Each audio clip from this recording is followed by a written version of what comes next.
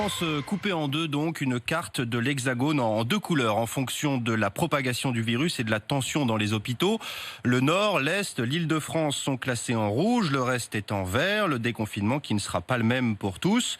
Le Premier ministre en a présenté hier les modalités. On va y revenir en détail avec vous. Paul Barcelone, bonjour. Bonjour. Soyons concrets, soyons précis ce matin. Commençons par les déplacements. Les Français vont pouvoir circuler à nouveau librement à partir de lundi. Oui, fini les attestations pour sortir dans la rue. Vous pourrez donc circuler comme vous le souhaitez, mais uniquement dans votre département de résidence. Si vous sortez de ce département et que vous êtes à plus de 100 km de chez vous, il vous faudra une attestation. Seuls les motifs professionnels ou familiaux seront acceptés.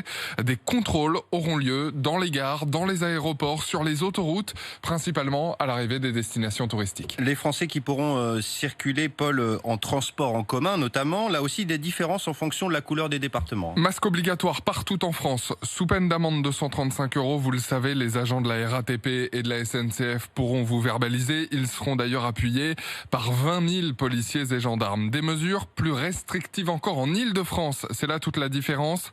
Les transports aux heures de pointe seront réservés à tous ceux qui auront une attestation signée par leur employeur et tous ceux qui pourront justifier d'un motif impérieux. Je donne des exemples: un rendez-vous médical, une convocation de justice ou l'accompagnement des enfants. Autre sujet important, Paul, le retour en classe des élèves. Il se fera partout en France la semaine prochaine pour les écoles élémentaires et maternelles. 1 million d'écoliers attendus dans les salles de classe, principalement en grande section de maternelle, CP et CM2. En phase 2, il y aura environ 130 000 professeurs qui auront une journée de pré-rentrée lundi. En pratique, pas plus de 15 enfants dans les classes de primaire, 10 en maternelle.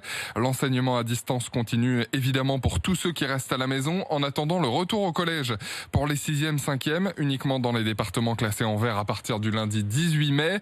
Enfin, pour les retours à la crèche, 10 enfants maximum par groupe, priorité en fonction de la profession des parents. Et pour des raisons sanitaires, les doudous et tétines devront rester en crèche en fin de journée. Paul Barcelone, merci. Alors